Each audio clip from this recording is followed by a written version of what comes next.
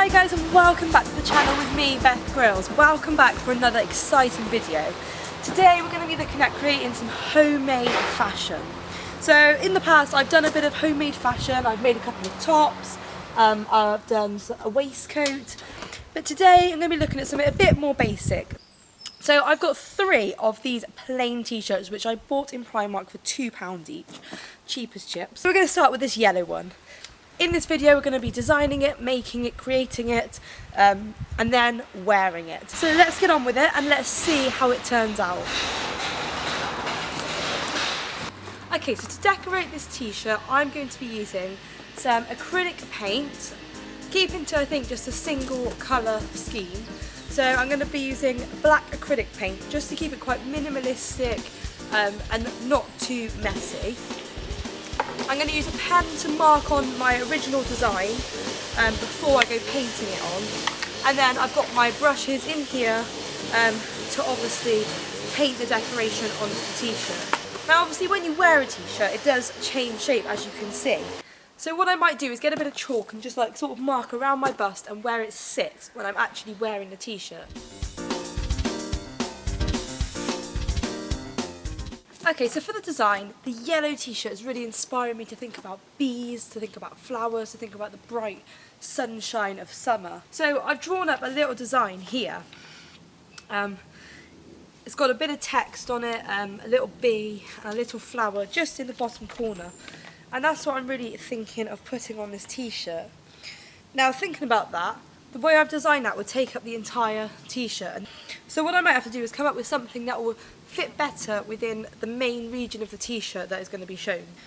Because this one spreads all the way down it and usually I'd have that bottom bit tucked in. So that's why I've drawn these lines in so I can really see where I'm designing. So I'm going to have a rethink and come up with another bit of design for that. In fact what I might just do is keep the design, get rid of the text and move it all up, move the flower up, and I've got a nice little box then. So then my bee would be coming up around here. So I might get started and start drawing this design onto the t-shirt. Okay, so I'm going to start with my flower that I'm definitely going to be putting in this bottom corner. I'll just start with that.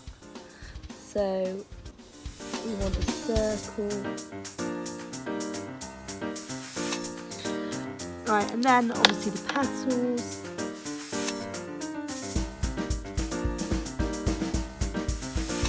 I might even have a couple round here.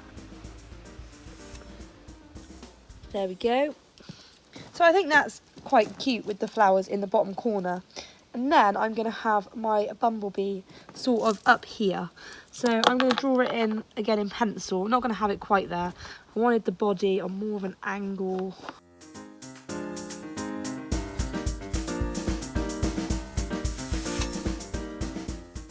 Okay, so there we go. I've now drawn my design on in a biro onto the t-shirt. So what I'm going to do now is go over the biro with a black brush pen, just so I can see my definite lines now of where I'm going to be painting.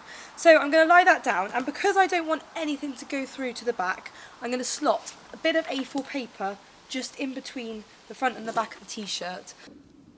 So here goes.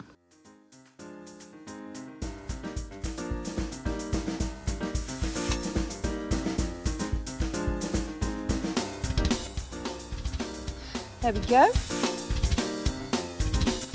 And then I'm going to draw over these flowers, of course. Now I'm thinking I'm going to use black and white on this t-shirt and leave areas I want yellow, I'm just going to leave unpainted. And then the final one.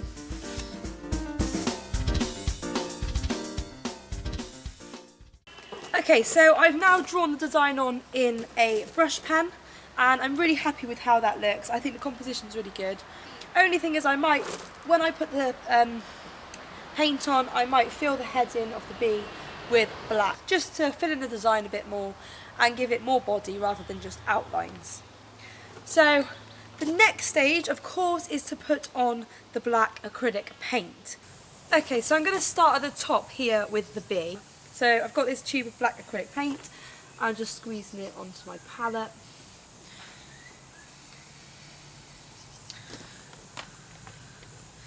And then I'm going to take probably the smallest brush I can find, but I also want one, because it's alright having a small brush, but you want one where the hairs are really sticking together at the same time, because otherwise it's pretty much useless.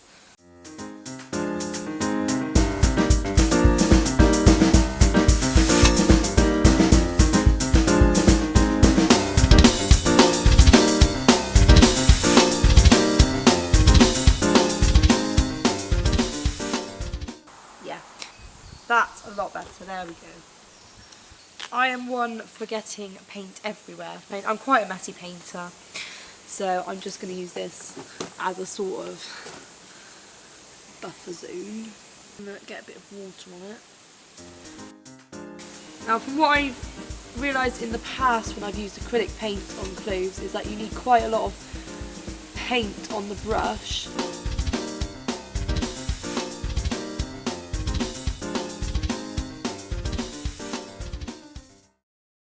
Right, so I've just got a bit of paint in an area I wasn't expecting to on this t-shirt, which is slightly annoying, but I'm hoping I can fix it with a bit of water.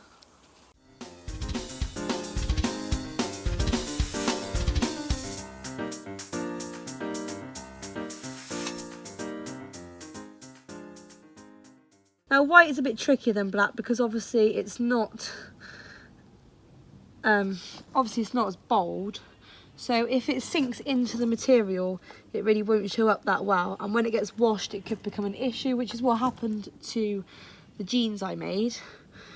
So I want to try and put quite a lot of white onto the brush.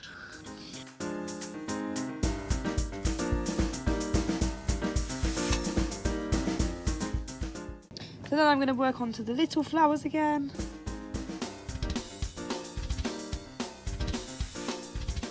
Okay, so now I've painted my design onto my t-shirt and I've allowed it a little bit of time to dry. So the next thing I think I need to do is I'm going to use the iron and some greaseproof paper to apply some heat to the design, and hopefully that will set the paint so that when it goes in the wash it will not come off. Fingers crossed this is going to work. I've never tried this before. All I know is that last time when I didn't iron it, most of the paint did come off in the wash, so hopefully this is a solution to that. So here I've got some greaseproof paper. It's very noisy out. So I've got some greaseproof paper here, but I did actually find this in the studio, so I'm going to use this for now.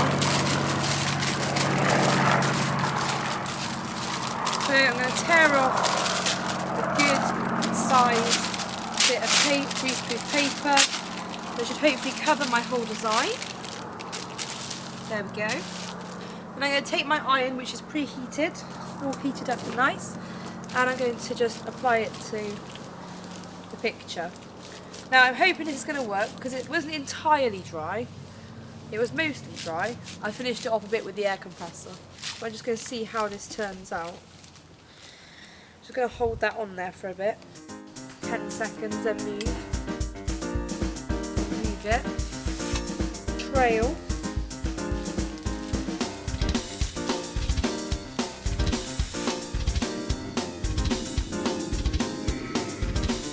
oh, I've managed to stick the paper to that underneath.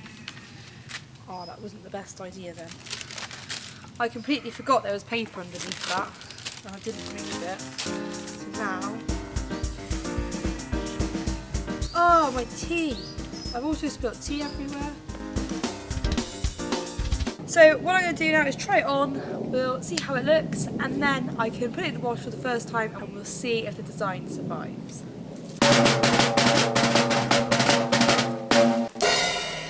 Okay, so here we go. This is the finished t-shirt and it actually does work pretty well. It doesn't look too bad at all, I don't think. So obviously that's it in its full length, but I would probably normally tuck it in. So I probably have underestimated this bit, the line where that's going to sit, and the flowers could have moved up slightly to here so that they're more in the picture, in the composition. But to be honest, I really like it. It's quite casual and just nice and simple for the summer. So I really like it. Please don't hesitate to leave your comments below. I'd love to know if you love it or if you hate it. So whatever you think, leave it in the comments below, it would be good to hear. Thank you so much for watching this video, guys. I've really enjoyed doing this project and I can't wait to do the other 2 t-shirts now and get some of my own homemade creations into my present wardrobe. I will show you some of my other recent fashion creations, starting from about a year ago to now. Some of the sewing is really dodgy on them, so they're not the best garments and I probably will never wear them out. But this one, I think I definitely will. Just for a casual day here and there with friends, I will be wearing this t-shirt. So thank you so much for watching, guys. I've really enjoyed this experiment. We got a great finished product out of it. Please don't forget to like, subscribe and share for more videos like this, and I will see you next time for another video.